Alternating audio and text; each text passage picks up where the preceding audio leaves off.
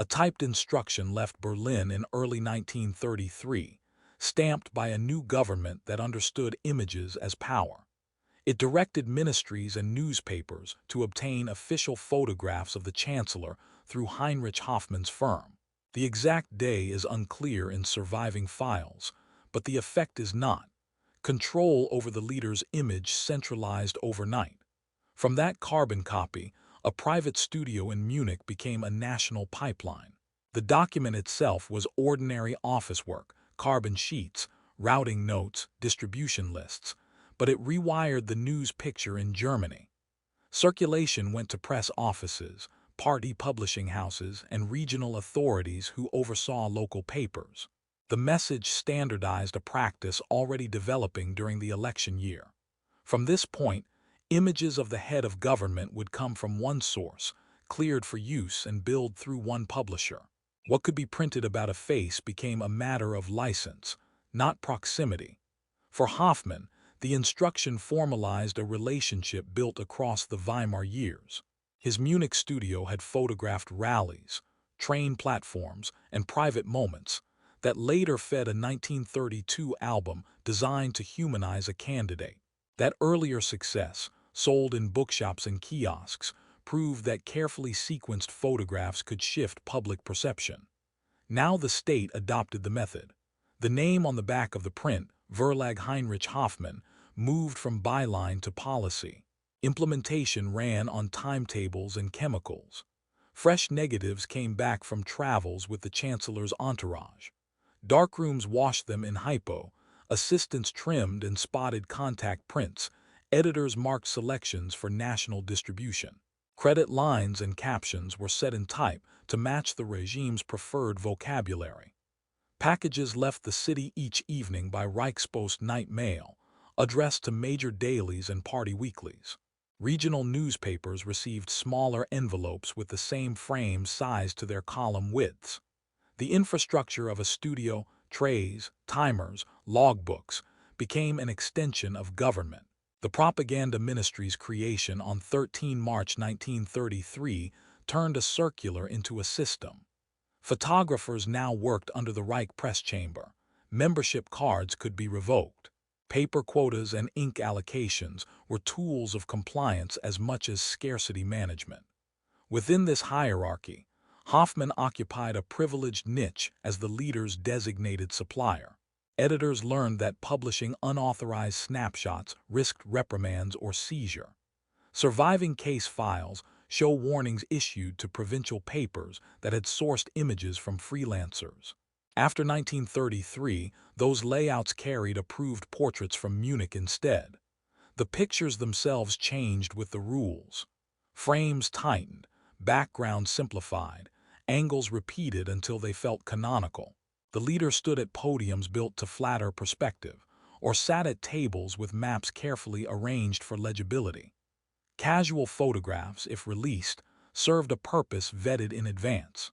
What failed the test, awkward posture, fatigue, the wrong company, stayed in the drawer. Omission functioned as strongly as publication, and both were managed from the same address. Money followed control. Licensing fees moved in Reichsmarks through the publisher's accounts, with schedules that distinguished newspapers, magazines, and postcard vendors.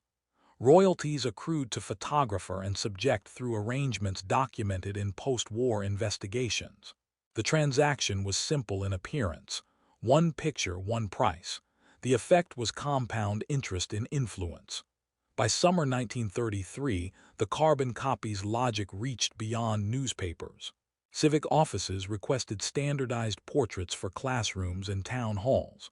Party kiosks restocked postcard racks with approved images in matte and glossy finishes. The same negative might be printed as a desk portrait for a district office, a postcard for a kiosk, and a half-tone block for the weekend supplement. An economy of repetition built recognition into inevitability. This is how a hinge moment hides in clerical routine. A stamped page routed through ministries produced a monopoly of angles. It gave the Munich studio authority over what Germany could see when it looked at its ruler and trained audiences, through millions of identical frames, to expect certain light, gestures, and distances.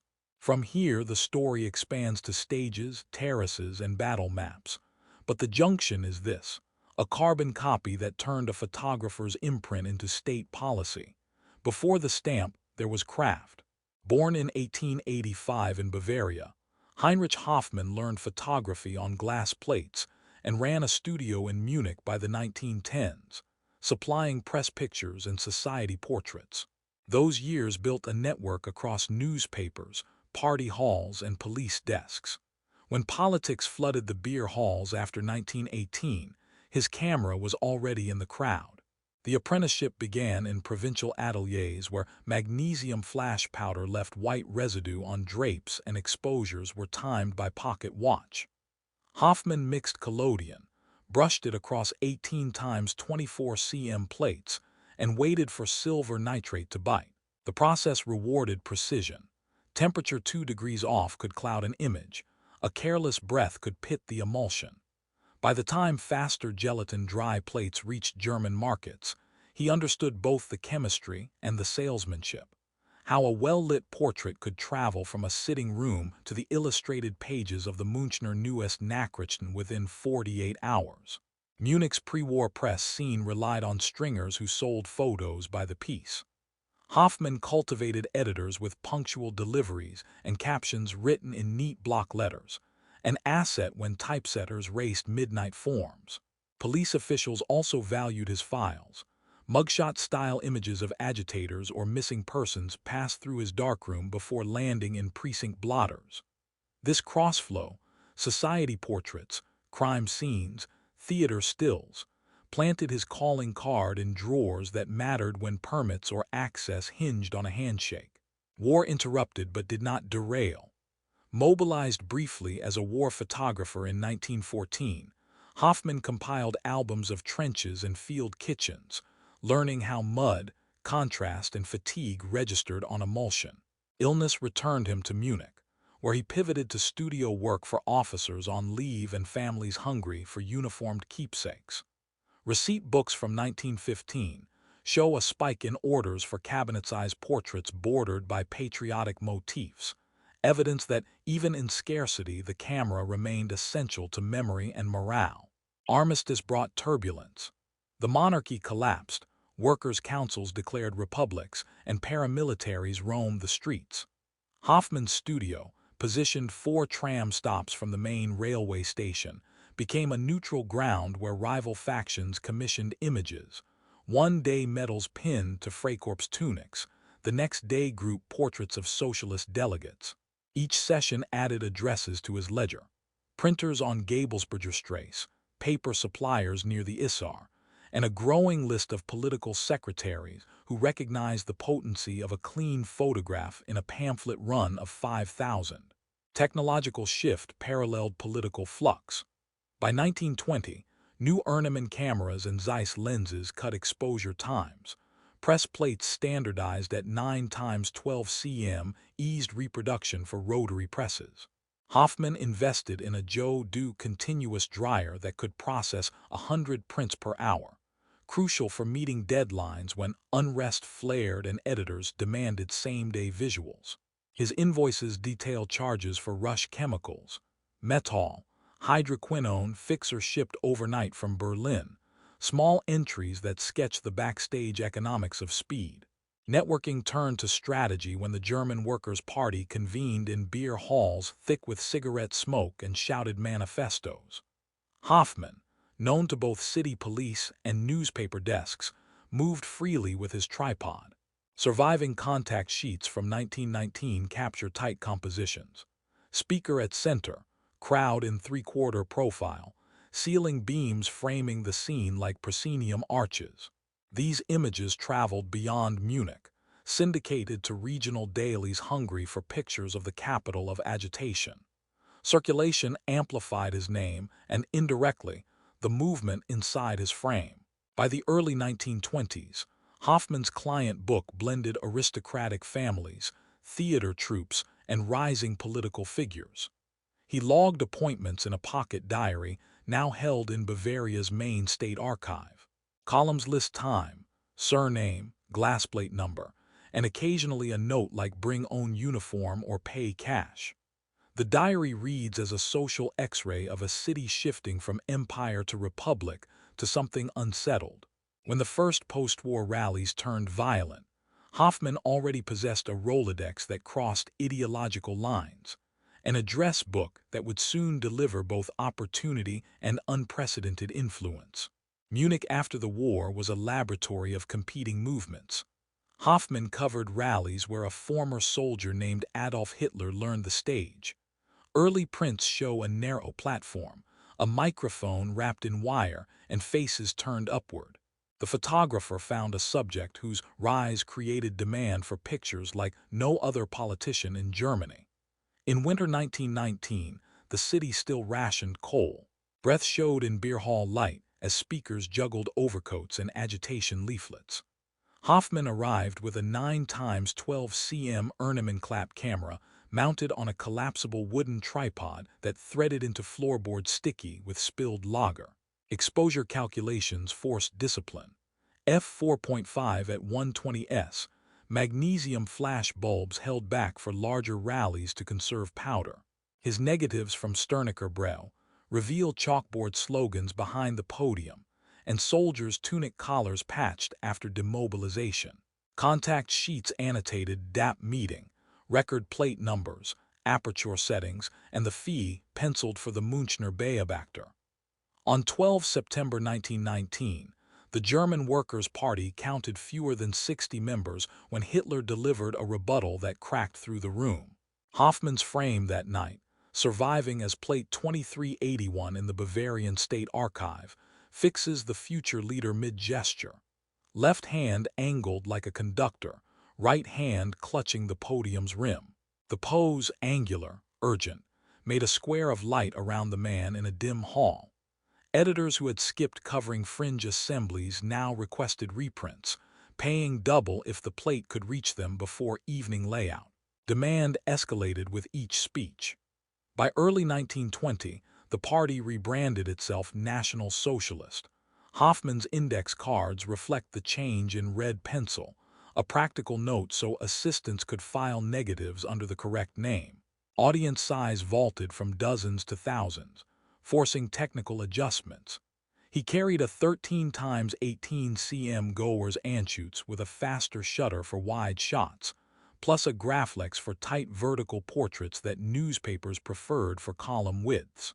Supply lists in Hoffmann's ledger note weekly orders of silver, bromide paper, and developer shipped from Agfa's Berlin factory. Chemical shortages never lasted long for a photographer whose pictures drove circulation spikes. Politics and press began to feed each other. The Völkischer Beobachter, acquired by party financiers in December 1920, needed imagery that spelled momentum. Hoffmann delivered sequences: speaker ascending stairs, crowd saluting, stacks of propaganda pamphlets disappearing from trestle tables. He avoided blur by bracing elbows against balcony rails, working angles that compressed the audience into walls of faces, proof of growth to readers elsewhere in Germany. Each publication carried his imprint, embedding his name beside a movement still small enough to gather in rented halls, yet already adept at projecting scale.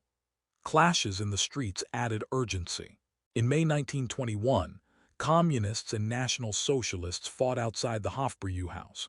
Hoffmann shot from behind police cordons, halation rings on his plates testifying to erratic flares. Editors demanded both confrontation and charisma, and his negatives supplied both. Insurance receipts from that month list a damaged camera case and a cracked lens barrel, occupational hazards that elevated his value as a witness willing to stand close to violence. Through 1922, Hitler's itinerary widened: Augsburg, Nuremberg, Salzburg.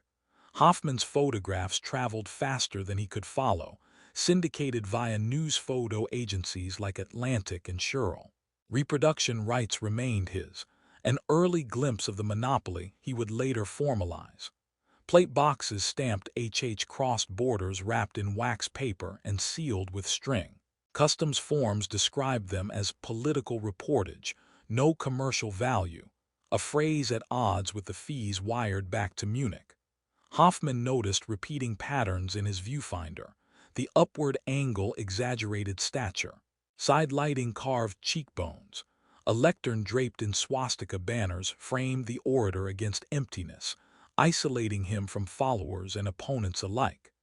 By refining those angles, the photographer began standardizing the visual grammar of a persona. The laboratory of post-war Munich thus produced twin trajectories: an ambitious speaker mastering cadence, and a meticulous photographer mastering image, converging into a partnership that would soon dominate every kiosk and newspaper stall in Germany. The failed putsch of November 1923 scattered the movement but not the need for images.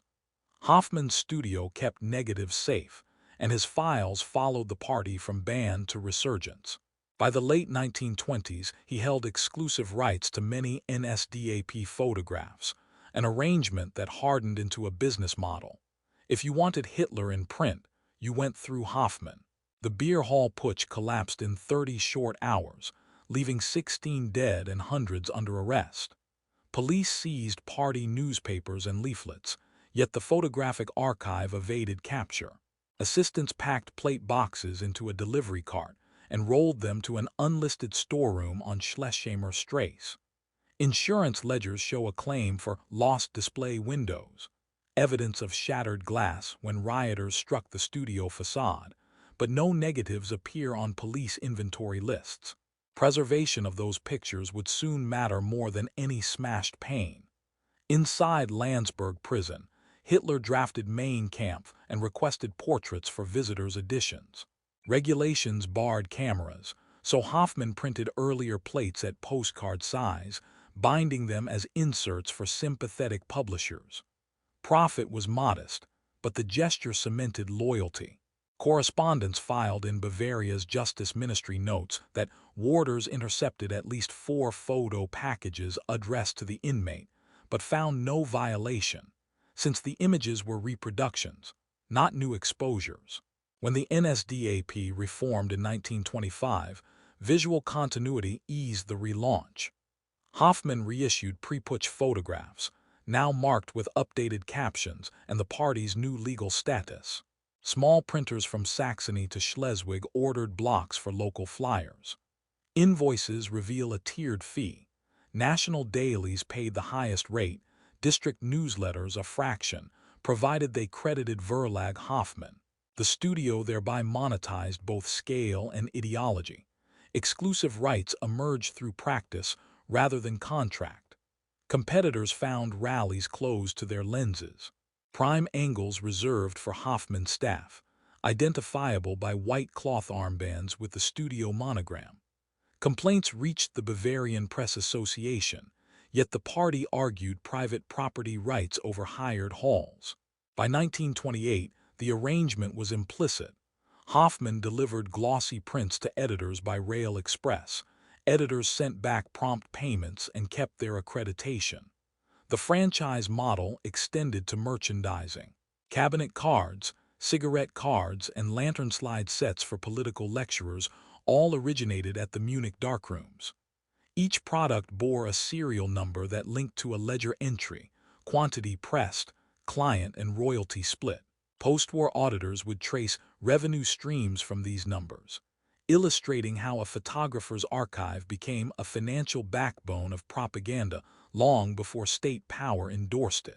Between 1928 and 1932, the German press shifted toward portable 35mm cameras and faster films. Hoffmann and his staff adopted Leicas and Rolleiflexes, turning rallies and train platforms into reproducible moments.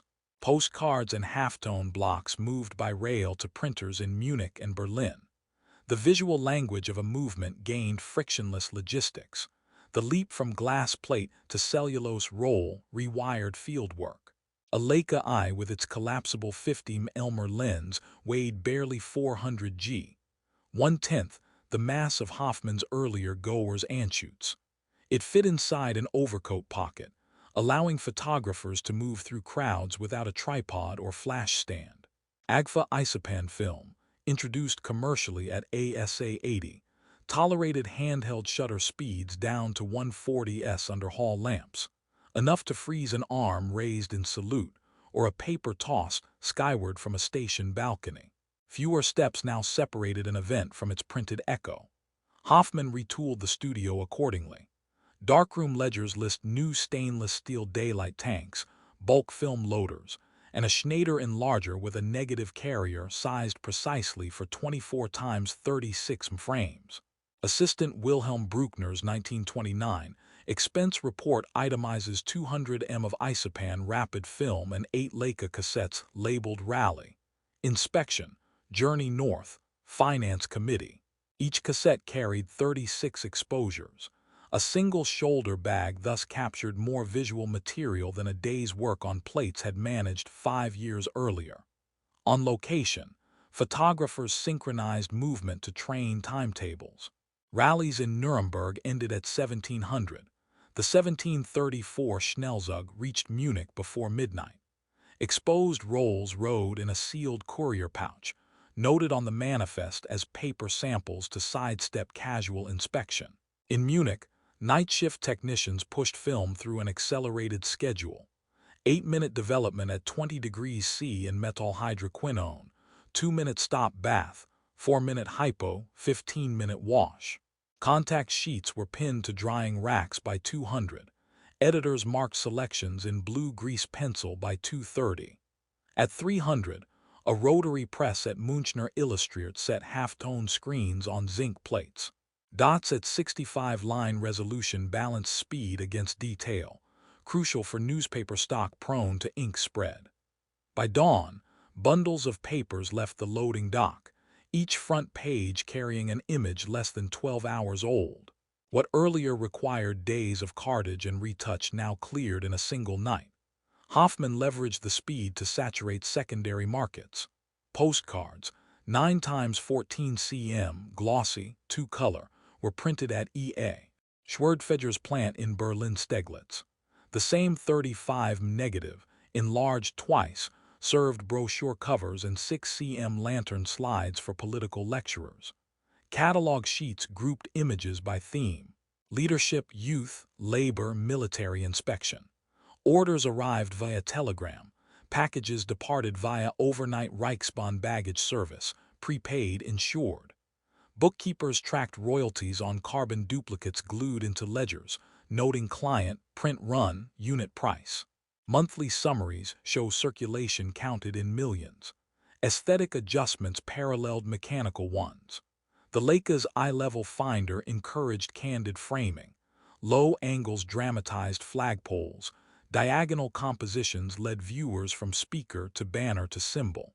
Depth of field at 0.6 kept foreground hands sharp against blurred backgrounds, implying mass without individualizing faces, useful for portraying unity while avoiding identifiable dissent.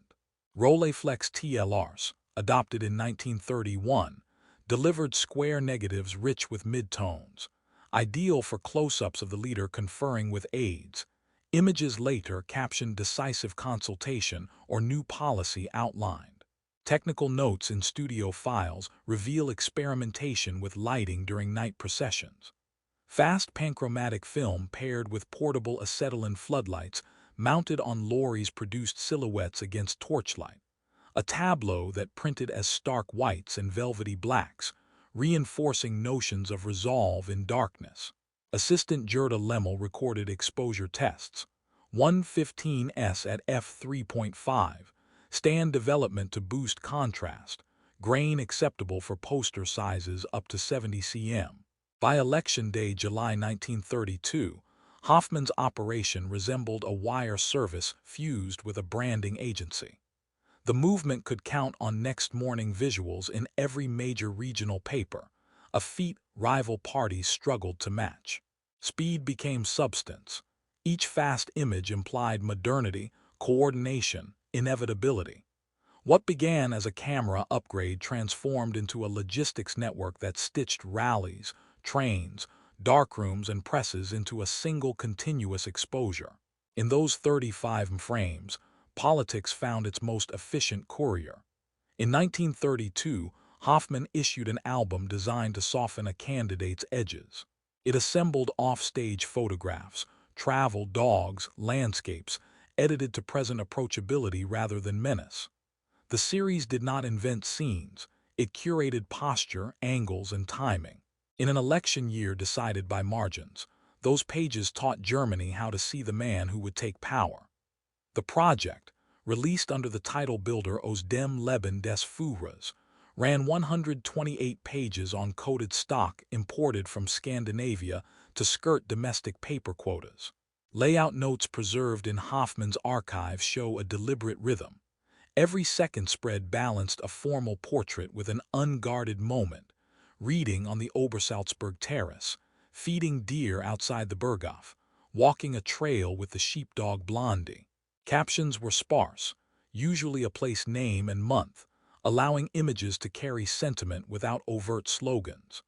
Typography in light grotesque echoed modern magazines, distancing the volume from party pamphlets that shouted in blackletter. Production merged publishing craft with campaign logistics. Photomechanical plates were etched at Rotafot AG in Berlin. Sheet runs of 15,000 were printed in three-night cycles to avoid daytime power surges that might delay other presses. Binding occurred at a Munich plant owned by Knorr and Hirth, whose ledger lists 46,800 covers ordered in 2 lots, evidence of a second printing rushed after the first sold out within 3 weeks. Retail price was set at 1.50 Reichsmarks, low enough for students and clerks, subsidized by the party's war chest, and fractional royalties from each copy credited to Verlag Heinrich Hoffmann. What made the album persuasive lay in photographic grammar. Most frames fell at eye level, lens roughly 1.5 m above ground, an angle that implies parity between viewer and subject. Lighting avoided stark contrast. Outdoor shots favored overcast days when shadows softened features. Where artificial light was necessary, train compartments, late-night planning sessions, Assistant Gerda Lemmel bounced flash from ceiling panels to avoid the hard glare that had previously defined rally images. Retouching registers in surviving negatives as pencil smoothing on forehead lines and the removal of stray hairs, but no structural alterations appear. Verisimilitude mattered. Distribution channels widened reach beyond bookstores. Union Deutsche Verkehrszeitung inserted order slips in mailers to railway employees. Fraunwort recommended the album as a Christmas gift for politically interested households. Railway kiosks reported theft rates high enough that the party approved shrink-wrap sealing. By December, internal campaign memos credited the album with improving favorability among women voters in southern districts, citing survey cards returned to local offices. In hindsight, the portfolio's lasting impact was less about any single photograph than about repetition of tone. Walking boots, mountain skies, a dog looking up. It rehearsed a story the nation would soon encounter everywhere. The decisive leader who also smiled at children and preferred simple alpine views to pomp. Once established on 128 pages, that tone could be sliced into postcards, newspaper inserts, and lantern slides. The album functioned as a reference manual for every later portrayal, fixing softness, as a strategic asset months before power formalized control over every press room in Germany. The Munich studio hired a teenager in 1929 to cut, retouch, and file negatives. Her name was Eva Braun. Through the shop, she met the studio's most important client. The photograph business thus became a conduit into the private life of the future head of state.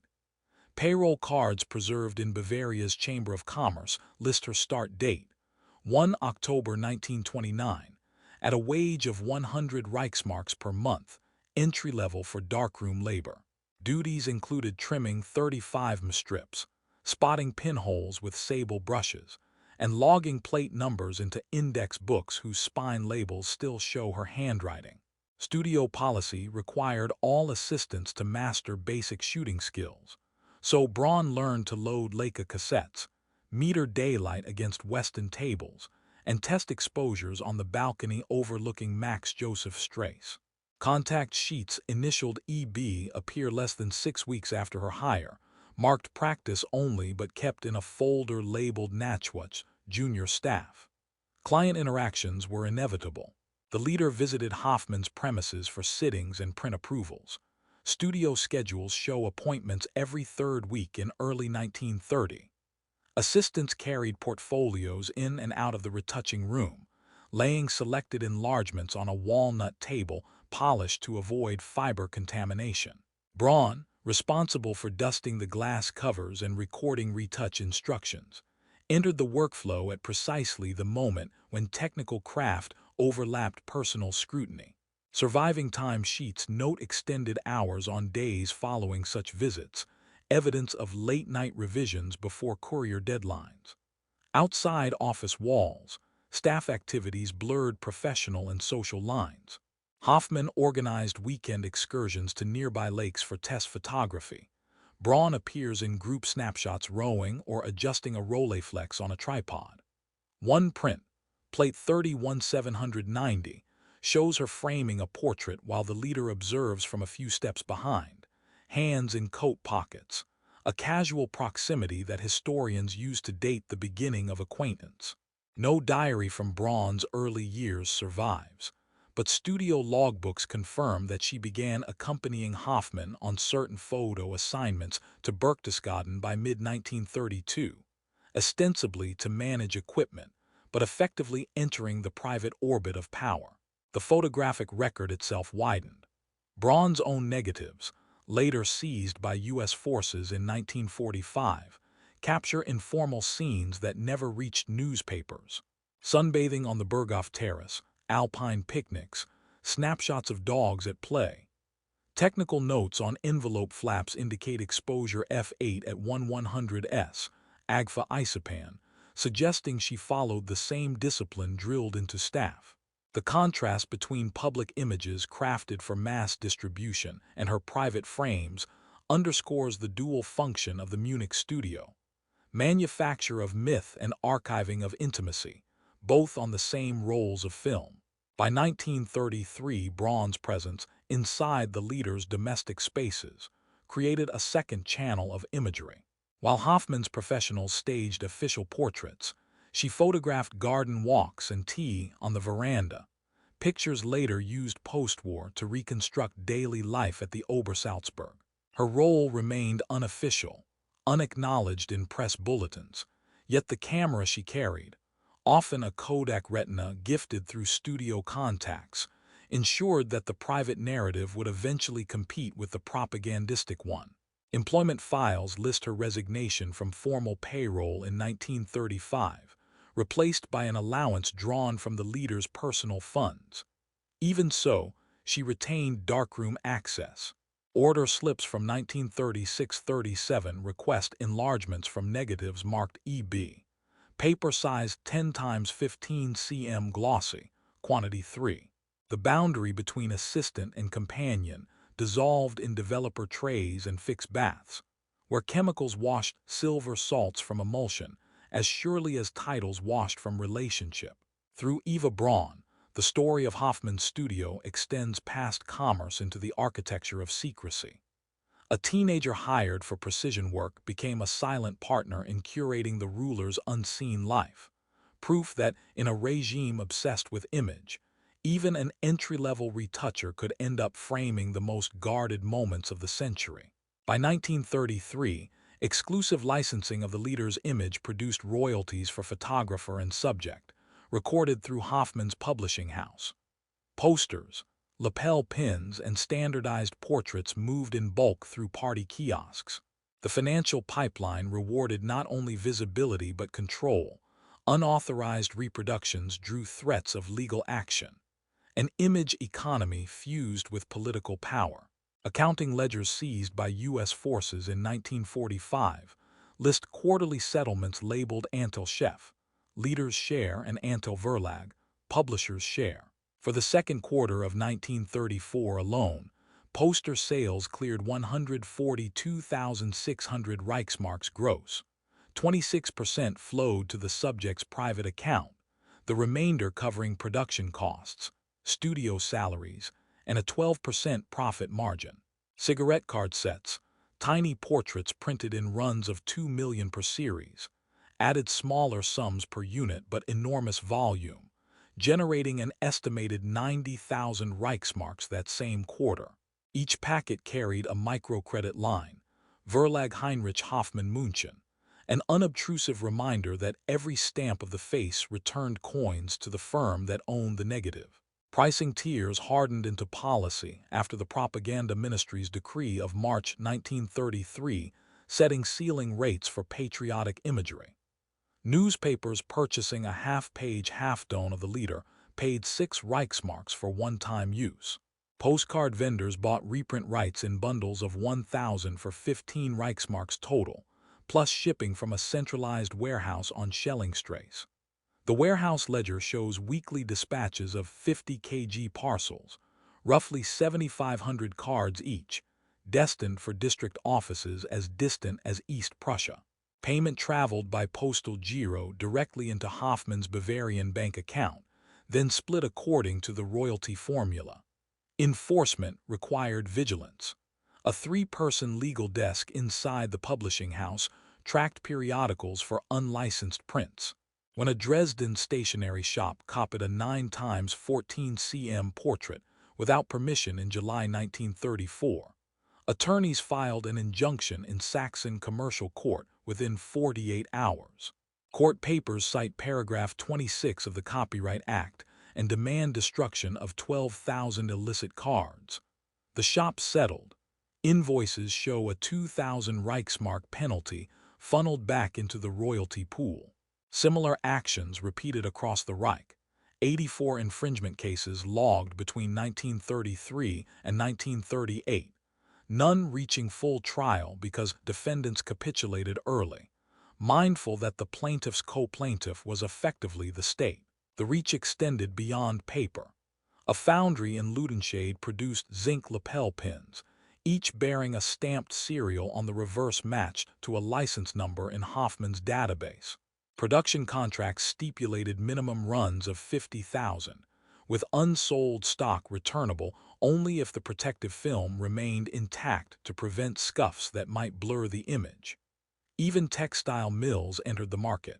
Woven tapestries featuring the leader's profile, priced at 3.95 Reichsmarks, carried woven microlettering attributing the portrait to the Munich studio. These revenue streams underwrote further expansion. New enlargers, faster presses, and a second darkroom staffed on a night shift. Balance sheets for 1935 allocate 18,400 Reichsmarks for Agfa chemicals, 9,600 for camera equipment, and 12,300 for legal expenses, evidence that protecting the monopoly was as integral as shooting new images. By monetizing every reproduction down to cigarette cards, Hoffmann transformed photography from reportage into an industrial commodity, binding commercial discipline to political mythmaking. After March 1933, the propaganda ministry folded newspapers, film, and photography into a hierarchy. Hoffmann operated within this system while maintaining privileged access to the leader. His pictures flowed to papers via the party's press service, marked with credit lines and reproduction rules. Bureaucracy and friendship produced a monopoly of angles. The framework solidified on 22 September 1933 with the Reichskultur Emergesetz, the cultural chamber law, which subdivided German media into 7 guilds. Photographers reported to the Reichswirtschaft Foto, itself a branch of the press chamber, itself under Joseph Goebbels. Membership became compulsory. Application forms demanded Aryan descent affidavits, proof of political reliability, and a 25 Reichsmark fee. Without the stamped card, a photographer could not buy film, rent darkroom time, or invoice editors. Compliance was enforced by ration slips. AGFA assigned emulsion allotments only to registered members, making chemistry a leash. Inside this lattice, Hoffmann occupied a niche exempt from ordinary constraint. A propaganda ministry memo dated 17 May 1934 labels him Quellenstelle 1, Source Point 1, for images of the Führer. That code allowed his couriers to bypass censors who normally inspected press mailbags. Bundles bearing the Q1 stamp moved through the Anhalter-Bahnhof night trains untouched, guaranteeing same-day placement on front pages from Hamburg to Königsberg. Editors recognized the privilege in the physical seal, red wax impressed with the studio monogram, and a small eagle flanked by initials RPK. Ministry directives choreographed usage. A house bulletin numbered 11334 instructed papers to print full-face portraits only above the fold, 3 columns minimum, and to avoid montage with caricature or advertisement. Margin notes from Hoffmann's office added technical guidance, line screen 60 for newsprint, 85 for rotogravure supplements, to maintain clarity. Each print carried a caption slug-coded VPH, signifying Verlag Photo Hoffmann. Removal of that slug risked a fine equal to twice the day's circulation revenue, a penalty enforced at least 9 times between 1934 and 1936, according to Press Chamber Tribunal records. Hoffmann reciprocated compliance by supplying the ministry with secondary imagery, crowd shots, factory visits, youth rallies. These filler photographs padded provincial pages, giving local editors ready content that matched the national visual grammar. In exchange, he secured priority on scarce resources, magnesium flashbulbs, acetate sheets, even petrol coupons for courier cars. Accounting files list quarterly allocations stamped Sonderkontingent, a designation reserved for war industries and top propaganda units. Through regulatory teeth and selective favors, the ministry ensured that the leader appeared only through lenses it could trust. Hoffmann's monopoly endured not by decree alone, but through a supply chain calibrated to reward obedience. Film for signatures, paper for loyalty, ink for the correct credit line. By 1936, the system functioned with mechanical precision. When a press deadline loomed, editors reached for the Q1 envelope, knowing it carried the sanctioned angle that would keep rations flowing and presses rolling. At party rallies, still photography synchronized with architecture and film. Platforms, banners, and floodlights created sharp diagonals and luminous faces for the camera. Hoffmann's vantage points, catwalks, towers, and the lip of the podium turned mass into geometry. The resulting prints circulated worldwide, amplifying the illusion of unity and scale. The Zeppelinfeld, centerpiece of rally theatrics from 1934 onward, measured 360 m end-to-end. Its limestone grandstand bore a central rostrum calculated at 16 m high, an elevation ideal for compressing 120,000 participants into a single frame. Albert Speer's lighting plan strung 152 anti-aircraft searchlights around the field. Beams projected nearly 5 kilometers into the night sky to form the so-called Lichtum, or Cathedral of Light. Hoffmann's crews rehearsed exposure tables. 0.6 at 115 s on Agfa Isopan F for torchlit columns, F11 at 100 s for daylight mass assemblies, bracketing one stop on either side. The shot list pinned inside his darkroom mapped the field like an aerial photo, each corner annotated with preferred lens focal lengths and the precise minute when floodlights would ignite. Access points mattered. A scaffold hidden behind swastika-draped banners held a camera shelf finished in matte black to prevent glare. From there, a Leica with 9D Elmer lens captured the leader against a horizon of spears and banners, depth of field collapsing individuals into patterned cloth.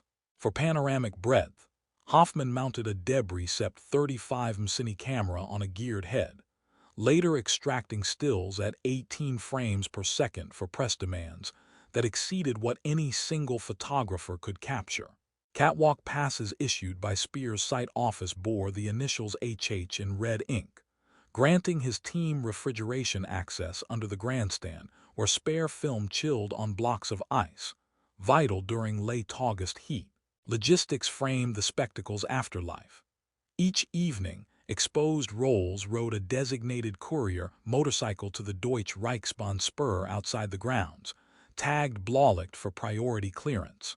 By 300, the prints emerged in Munich.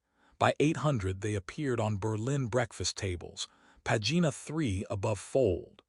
International wires sent contact prints to Keystone and Wide World Photos, where captions translated unity into circulation numbers. 500,000 gathered by torchlight, 15,000 Hitler Youth in perfect squares.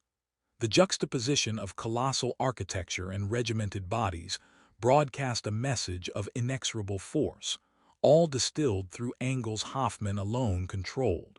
Thus the field became not merely a rally site but a camera set, every pillar and beam calibrated to photographic grammar. When viewers around the globe held those images, glossy, wide, and impossibly ordered, they absorbed a fiction rendered credible by stone, light, and the practiced eye of a photographer who understood that mass politics begins with framing lines on ground glass. By mid-decade, standardized portraits in 3 formats were sold in stationers and kiosks from Königsberg to Cologne. Distribution lists show repeat orders measured in tens of thousands per district. Exact totals vary by source. Each card carried a publisher's mark and sometimes a dry stamp to deter counterfeits. Image as merchandise became doctrine. Production began at Foto- und Ansichtkartenverlag Krusp, a plant outside Leipzig equipped with 6-color offset presses able to run 10,000 sheets per hour. Plates arrived from Hoffmann's Munich darkroom by overnight rail, wrapped in oil paper and stamped Rücksendung verboten, return prohibited, to prevent reuse elsewhere. 3 base designs dominated sales. Bust in uniform, Format A, 9x14 cm balcony salute, Format B, 10x15 cm and alpine portrait with dog, Format C, 9x14 cm tinted sky.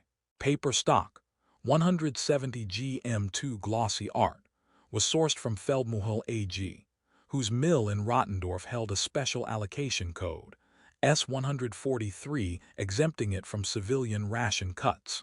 Serial numbers on versos followed a simple cipher. H. Hoffmann plus a 3-digit image code and a 2-digit print run. Card H221-7 denotes the 7th batch of bust portrait plate 221.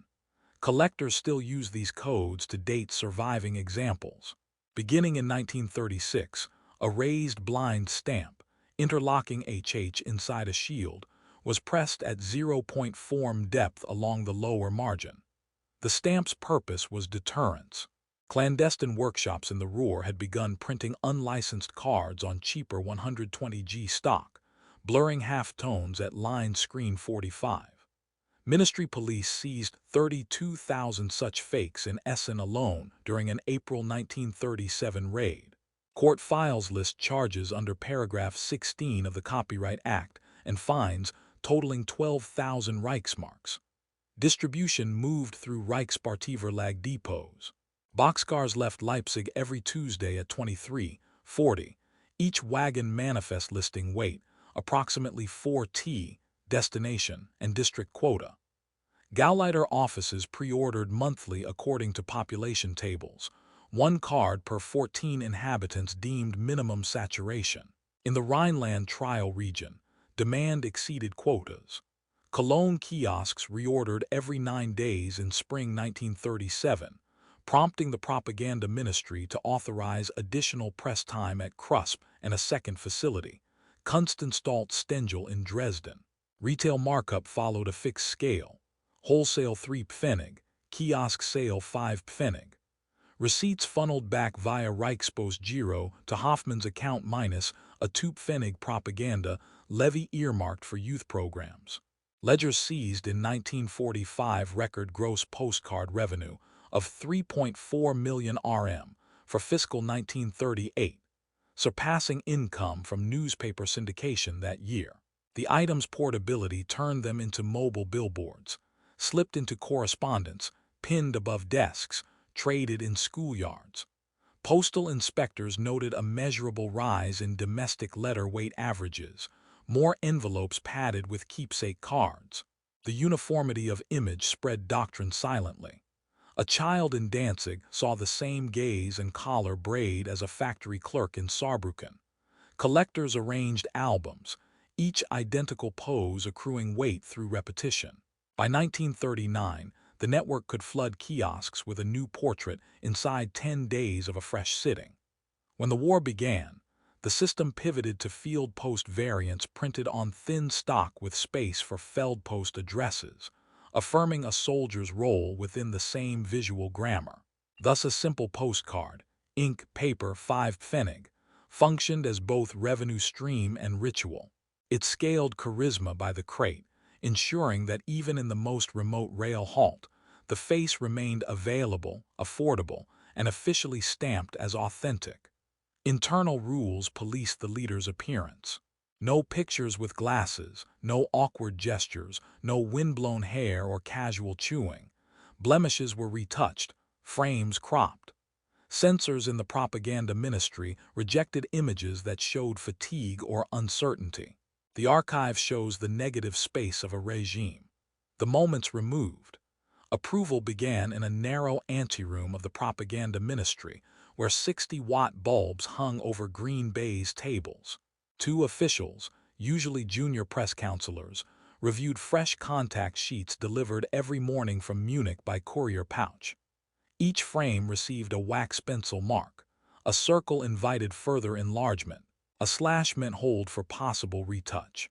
An X banished the image outright. Marginalia on surviving sheets list rejections for trivial details. Overcoat button undone, collar askew, hair stray at 10 o'clock, and more serious offenses such as visible bodyguards in disordered formation, which hinted at vulnerability. Retouchers at Hoffmann's studio kept a standing kit. Steitler 2H pencils for wrinkle softening, sable brushes for spotting pinholes, and an Ica airbrush modified to lay fine mist over under-eye shadows. Instructions arrived as carbon copies labeled corrector least, numbered by date. Corrector least 736 directs removal of flour dust on left lapel, adjust contrast on right pupil, erase civilian bystander at frame edge. Once corrected, a red rubber stamp, Freigegeben, the print's fate. Only then could it ride the rails to editorial desks. Some negatives never reached pencil or brush. Plate ledger gaps testify to missing frames. Sequence 45-118 jumps to 45-124, 6 exposures cut from history. Interviews with former technicians, taken during U.S. Army interrogations in 1945, state that such negatives were routinely clipped from strips, placed in brown envelopes, and stored in a locked metal cabinet nicknamed Der Sackbahnhof, the dead-end station. Contents were periodically reviewed. Some emulsions were dissolved in hypo after a year, silver reclaimed for war industry. The destruction left only catalog numbers and terse reasons. Mouth open, lighting unflattering, sweat visible. Rules evolved with circumstance. After the failed assassination of 20 July 1944, any image showing visible scarring on the leader's right hand was barred.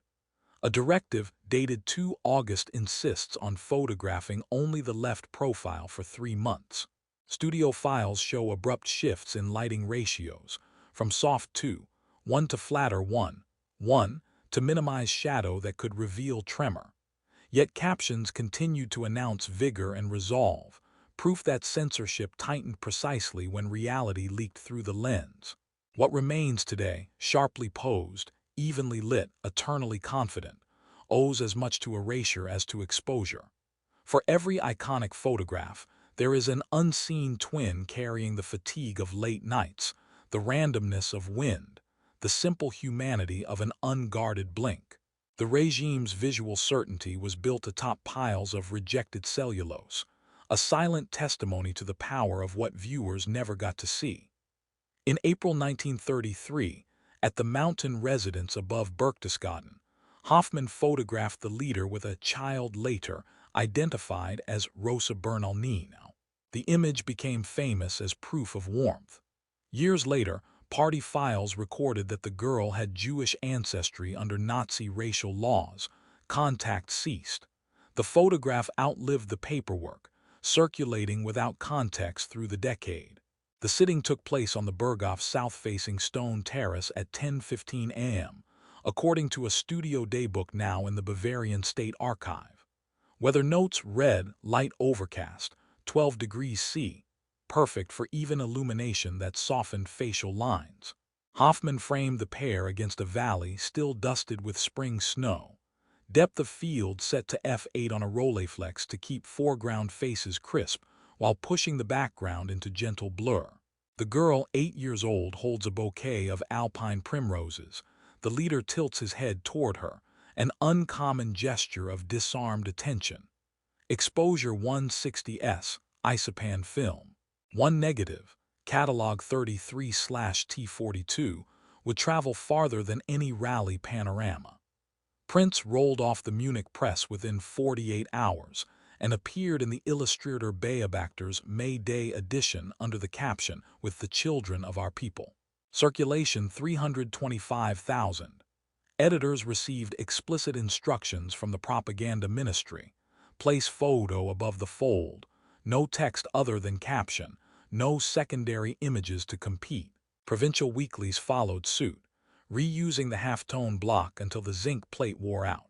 Postcard variant H242-2 entered kiosk stock by midsummer. Distribution logs list 110,000 units shipped in the first batch alone. The girl wrote letters to the mountain address, each answered by the Berghof Chancellery with polite notes and pre-signed photographs. Correspondence survived in party files labeled Kinderpost. In late 1935, a routine background check by the party's racial policy office traced her maternal line to a Jewish grandfather. A memo stamped Vertraulich recommended terminating contact. The decision traveled quietly. Invitations ceased, letters went unanswered. No public correction followed. The image, already etched into popular memory, required no recall. Hoffmann's studio received an oral directive to withhold further reprints, but not to withdraw existing stock. By then, the economic value of plate 33/T42 had peaked. Royalty sheets show 41,600 Reichsmarks gross by early 1936, and the propaganda value remained potent. The picture re-emerged in 1938 during annexation celebrations, printed as part of a montage on unity and youth, the subject's name omitted. After the war, U.S. intelligence cataloged the Berghof photo albums. Only then did researchers cross-reference Kinderpost files and discover the contradiction between racial law and public imagery. The surviving print continues to appear in museum exhibits as a study in selective vision. One camera click freezing a kindness genuine in the moment, yet weaponized for a decade, detached from the child's erased identity. Hoffmann's proximity extended into art. He sat on acquisition committees and acted as an advisor as Hitler assembled plans for a museum in Linz. Purchase records show works bought from dealers under pressure, including from Jewish collections forced into sale. Profit and patronage threaded through the same corridors that shipped photographs. Archival letters dated 16 July 1938 place Hoffmann in the Reichskanzlei's flag room, beside agents Karl Haberstock and Hans Posse, the latter newly appointed Sonderbeauftragter Führer des Linzer Führer Museum. Hoffmann's assignment, summarized in Posse's diary, was threefold. Locate Germanic masterpieces, pre-screen them for ideological suitability, and negotiate prices that, while recorded as voluntary, often followed Gestapo intimidation. His leverage came from a confluence of portfolios: official photographer, party publisher, and now tastemaker for a leader determined to eclipse the Louvre with a Danube-side temple of art. Financial stakes were explicit. Commission agreements held at the Federal Archive in Koblenz grant Hoffmann a 5% finder's fee on each Linz purchase he facilitated. Between 1938 and 1942, accounting spreadsheets list 140 transactions bearing his initials. One entry for 30 November 1940 records the acquisition of Ferdinand Georg, Waldmüller's The Expectant Mother from Vienna dealer Friedrich Wells, at 22,000 Reichsmarks. 1,100 of those flowed directly to Hoffmann, roughly 4 times the annual salary of a skilled industrial worker. Sources of supply ranged from eager collaborators to coerced sellers. After the Anschluss, Viennese collector Oscar Bondy fled, leaving 600 artworks. Inventory sheets compiled by the Central Depot for confiscated collections show Hoffmann tagging Bondy's Waldmüller landscapes with green stickers, code for priority lints, during a July 1939 inspection. Payment listed: none. Elsewhere, the publishing magnate Fritz Thyssen's modernist pieces went to internal exile, freeing classicist canvases that met the Linz aesthetic. Melancholy Still Lifes by Karl Spitzweg, once hanging in Jewish salon circles in Berlin, now traveled south aboard guarded railcars, crates marked Merble, but insured for sums 10 times higher than comparable furniture. Hoffmann's personal taste skewed towards sentimental Biedermeier and late romantic genre scenes, art that photographed cleanly for mass reproduction. He printed souvenir booklets of select acquisitions, selling them at party congresses. Royalty sheets recovered in 1945 show 85,000 copies of Deutsche Meisterwerk der Heimatkunst printed in 1941, profit 46,200 Reichsmarks net. Thus canvases moved twice, first as cultural capital to the Führer Museum ledger, then as photographic plates feeding the propaganda economy. His influence bled into the Great German Art Exhibition, the annual showcase at Munich's Haus der Deutschen Kunst. Sitting on the jury alongside sculptor Arno Breker, Hoffmann judged 15,000 submissions in 1941 alone, narrowing them to 650. Purchase budgets, financed partly by compulsory contributions from industrial concerns, reached 1.9 million Reichsmarks that year, with a quarter of acquisitions funneled into Linz reserves.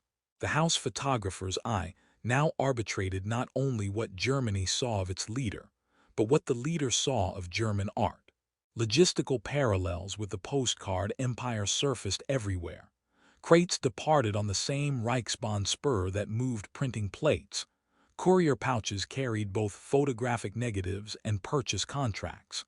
And the legal desk, once devoted to copyright disputes, now drafted waivers for sellers, voluntarily, relinquishing heritage under the decree on the utilization of art objects of enemy property. One memorandum to Gauleiter Baldur von Skurech outlines shipping priorities: photographic chemicals, then propaganda posters, then art crates, evidence that optics and aesthetics shared freight allowances in wartime scarcity. By 1943, Hoffmann's own collection numbered 76 paintings catalogued under his name, plus an unknown number held through straw custodians. Among them, Franz von Defregger's The Prayer Before Battle and a Grützner monks at table scene. Allied Art Looting Investigation Unit, ALIU, reports site eyewitness testimony that he displayed these works in a private gallery adjoining his Munich studio, charging select visitors a modest fee ostensibly donated to Winterhilf's work but retained in-house. The reckoning arrived with occupation. On 30 April 1945, U.S. forces sealed Hoffmann's Schwabing premises, inventorying 1160 artworks, prints, and objets d'art, many traced back to forced or duress sales. 437 bore the red-painted Linz code, L. Restitution files at the Munich Central Collecting Point document over 200 eventual returns to heirs. Yet dozens remain missing, their paths lost in the last-minute shuffling of crates across Alpine depots. Hoffmann defended his role as patriotic stewardship, yet the paperwork reveals profit braided with plunder. Cameras and canvases, ink and oil paint, each medium fed the other, stitching together a commercial empire whose images ranged from rally grounds to gilded frames. The visual narrative of the regime did not stop at photographs. It extended onto stretched linen, hanging in anticipation of a museum that would never open, financed by a photographer who understood that charisma, like art, could be bought, sold, and above all, pictured. From 1939 to 1941, Hoffmann's pictures followed the leader on inspections. Maps on tables, field gray greatcoats visiting troops at airfields. The images showed momentum, not blood. When defeats came later, access narrowed. Photographs emphasized meetings and awards. The lens remained clean while the war turned dirty elsewhere. During the Polish campaign, Hoffmann traveled in a special baggage wagon coupled to Führerzug Amerika, darkroom tanks bolted to the floor for stability. He exposed Agfa Isapan F at 1125s along the Vistula bridgeheads, frames of panzers splashing through shallow water, officers pointing at objectives traced in grease pencil. None of the contact sheets reveal refugees clogging roads behind those columns. Propaganda company censors sliced entire rows of negatives where smoke from burning farmsteads marred the horizon line. In France, May 1940, the photographer's Lecaïa rode on his chest as the entourage paused near Sedan.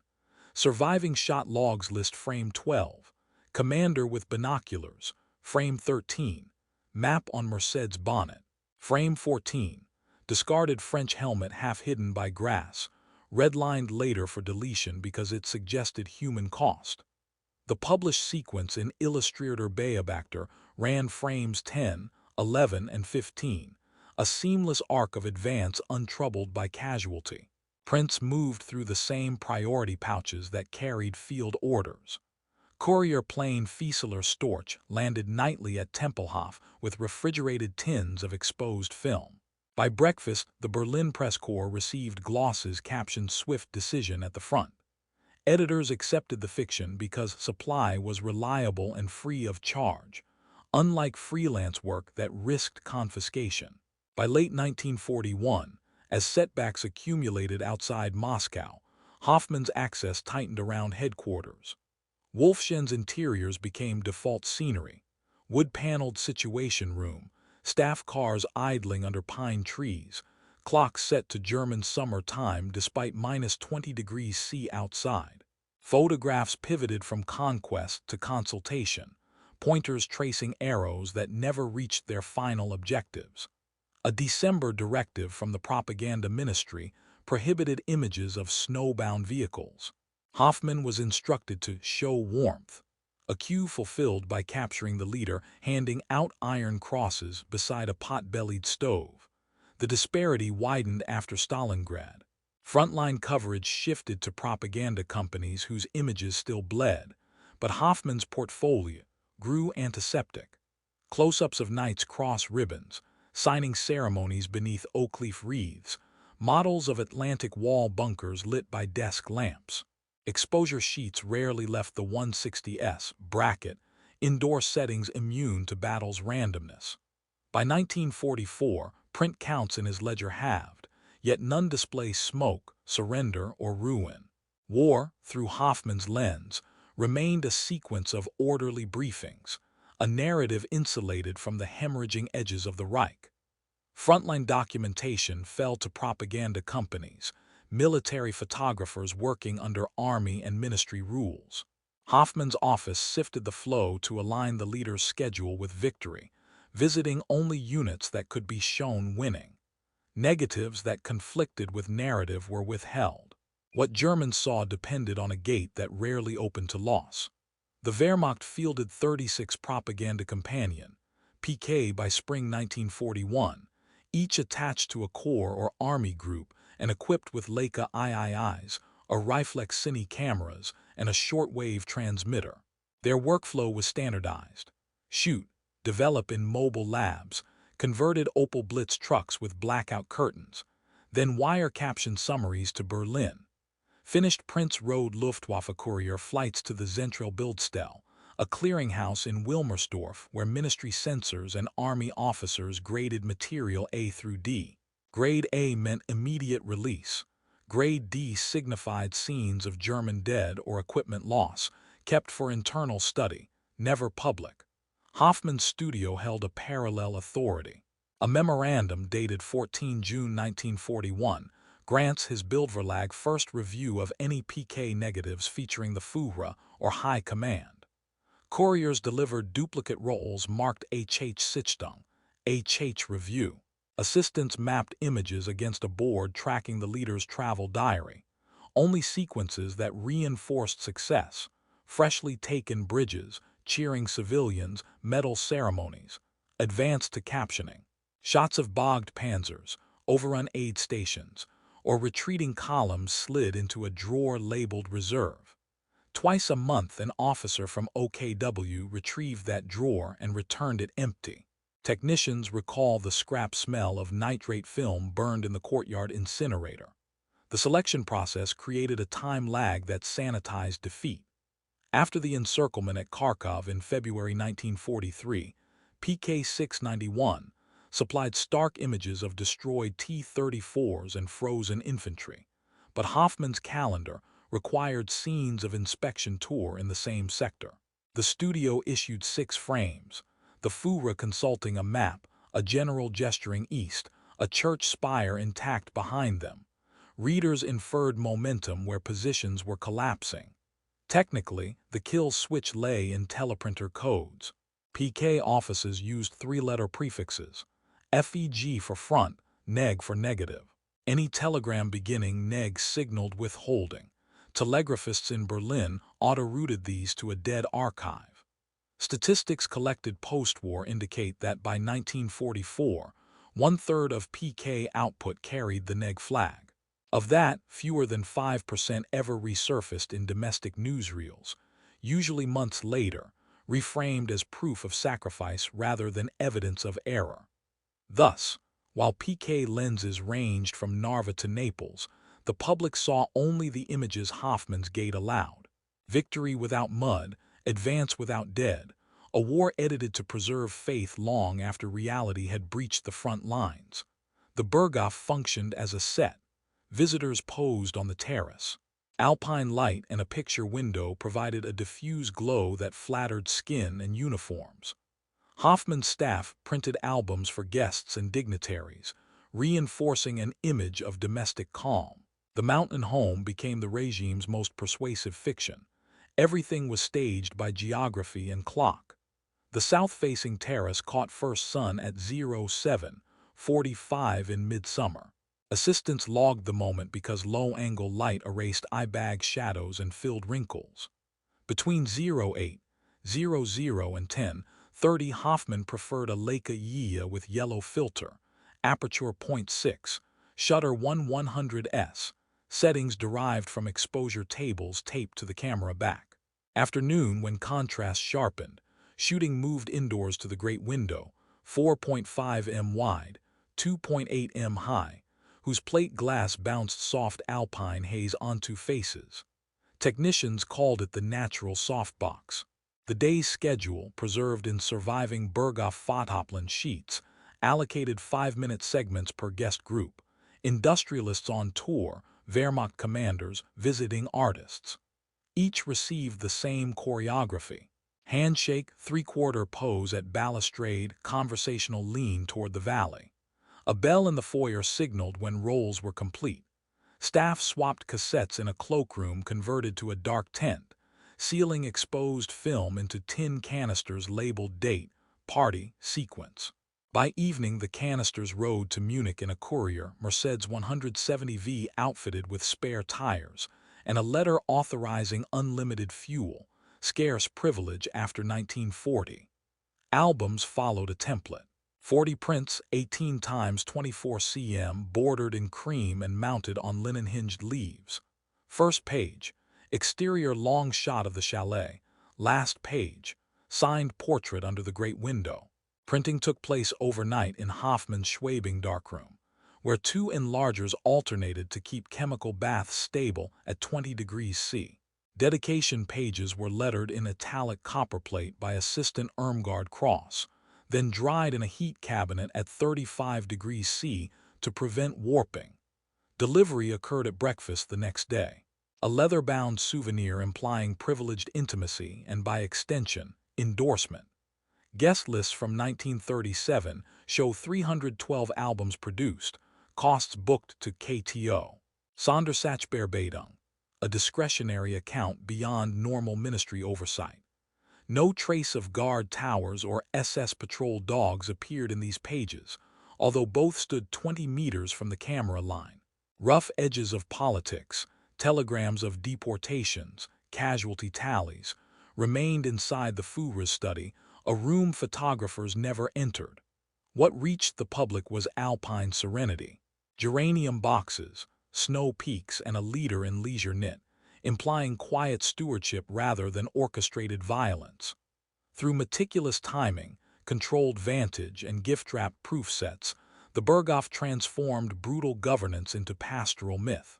The fiction held because every album repeated the same promise, that power could look like a holiday postcard. Allied bombing cut rail lines and scorched archives. Hoffmann's business moved stock to depots in the south. Some negatives were lost to fire or seizure. Orders dwindled as the war turned. Paper rationing reduced print runs. A photographic empire shrank to crates and lists. The first direct hit came on 24 April 1944, when a RAF Mosquito raid set fire to the Reichskulturgut warehouse at Rosenheimer Strasse 145. Incident logs note total loss of card stock, shelf row 37. An estimated 1.2 million postcards ignited in 40 minutes. Resin-coated paper burned hot. Firefighters recorded temperatures exceeding 900 degrees C, sufficient to warp the iron mezzanine. Surviving staff salvaged only the metal dies for blind stamps and a ledger of outstanding invoices. The next morning, Hoffmann ordered a relocation plan codenamed Südarchiv. 2 freight cars, covered G10 wagons, were loaded at Lame Goods Yard with zinc half-dome blocks, negatives in tin boxes, and 18 times 24 cm glass plates cushioned in sawdust. Destination: a limestone salt mine near Bad Aussee earmarked by the Reich Main Security Office as an art depot. Transport manifests, later recovered by monuments officers, list 8.4 tons of photographic material, including the master plates for postcard series H221 through H249. Train P 15879 departed 02:10 on 2 May under blackout orders. Allied reconnaissance never targeted the branch line, sparing the cargo but marooning it when rail bridges over the Inn were bombed 6 days later. Paper shortages compounded damage. The Reich Ministry of Economics in June 1944 slashed civilian glossy stock allocations by 60%, prioritizing medical manuals and V-weapon blueprints.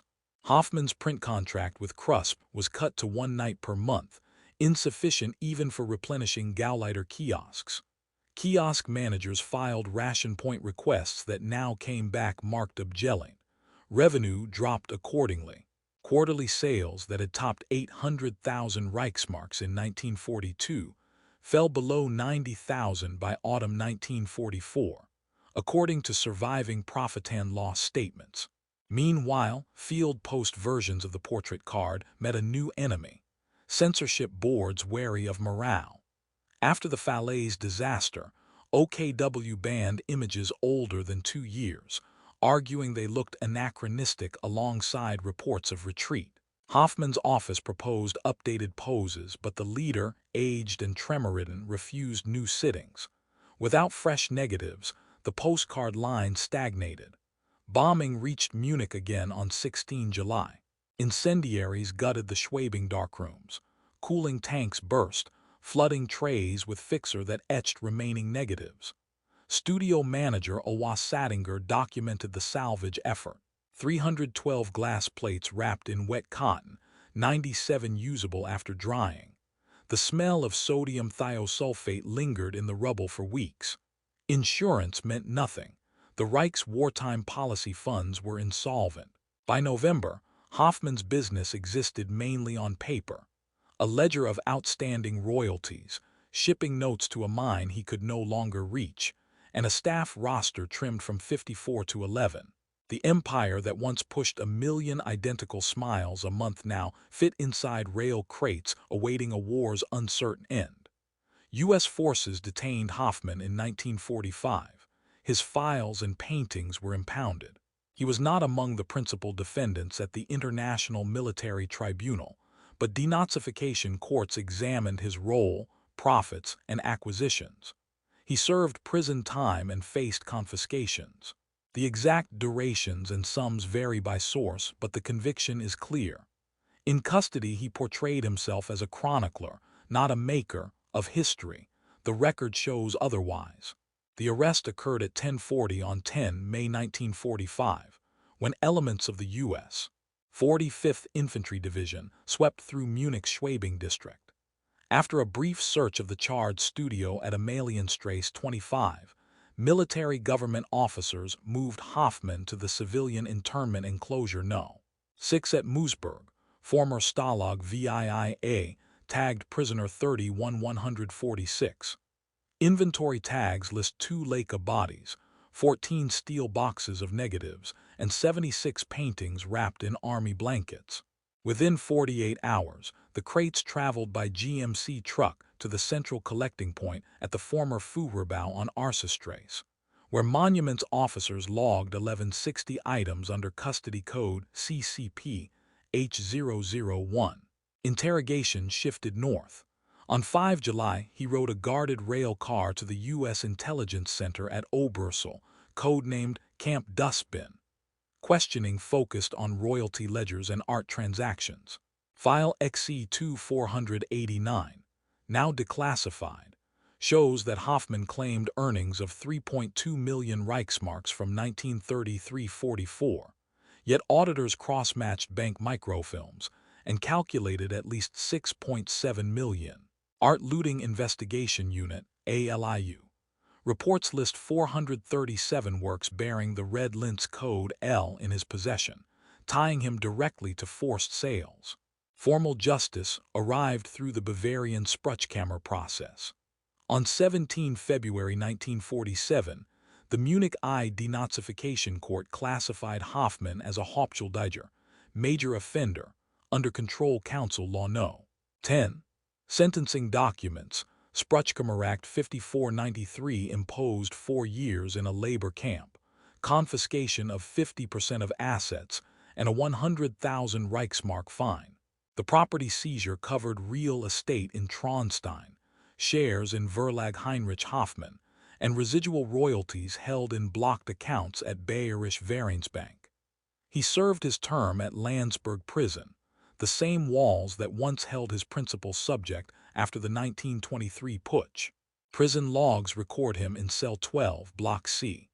Duties included photographic evidence work for war crimes prosecutors, an ironic turn noted in guard diaries. Early release came on 31 May 1950, citing chronic pulmonary illness and overcrowding. Confiscation orders, however, remained. Post-currency reform calculations converted the fine to 30,000 Deutschmark, deducted from royalty claims still accruing in federal escrow.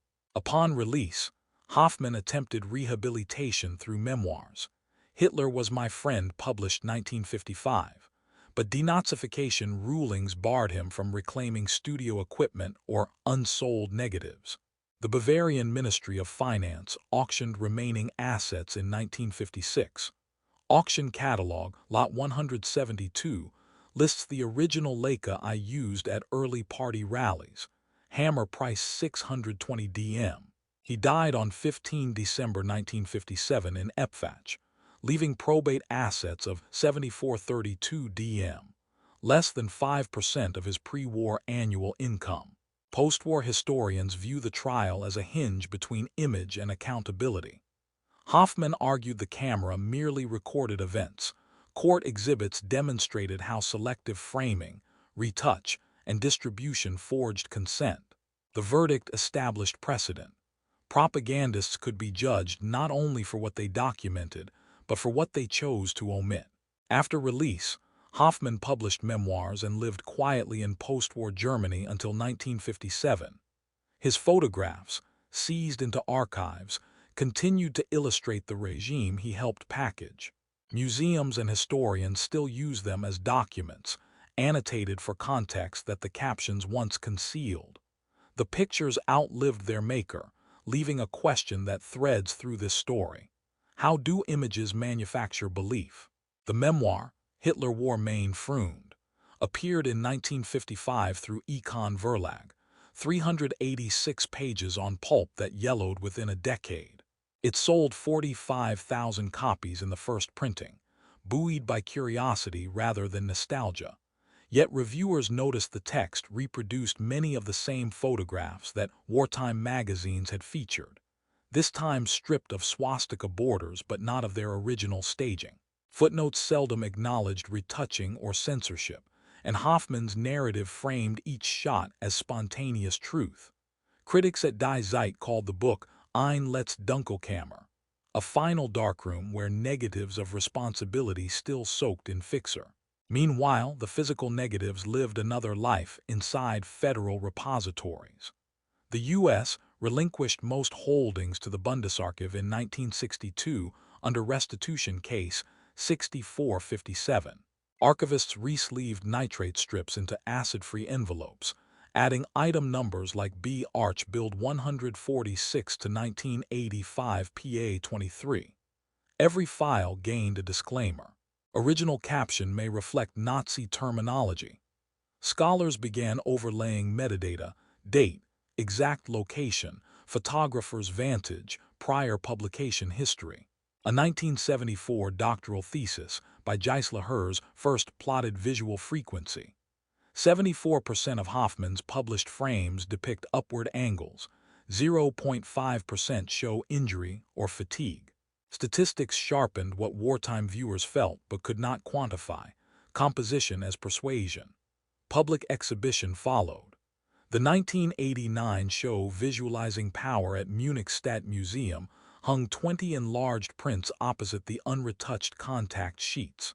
Visitors could trace grease-pencil crosses that once doomed an image to silence, spectacles slipping down the nose, a microphone cord tangling, an aide's startled expression. School groups pressed against glass to compare published postcard with suppressed twin. Lesson plans framed the moment as a literacy exercise in propaganda. Digital access pushed the dialogue further. In 2004, the Bundesarchiv scanned 26,000 Hoffmann negatives at 3,000 dpi, watermarking each with a faint federal eagle. Downloads spiked after the files went live. Teachers clipped images for PowerPoint slides. Documentary editors layered them over period radio static. The same frames that once fueled unanimity now served plural analysis, but their formal perfection, clean lines, heroic light, still risked inadvertent glamour. Curators responded by embedding context into the pixels. Hover text noting retouch orders. Links to deportation statistics recorded the same week a smiling portrait was taken. Thus the monochrome gloss remains a double-edged artifact.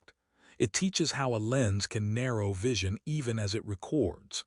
Each time a Hoffmann image appears on a museum wall, in a history textbook, in an online archive, it carries two stories: the surface narrative it meant to sell and the forensic narrative we must excavate. The tension between them sustains a caution that outlived the man who pressed the shutter. Photographs can document history, but they can also draft it.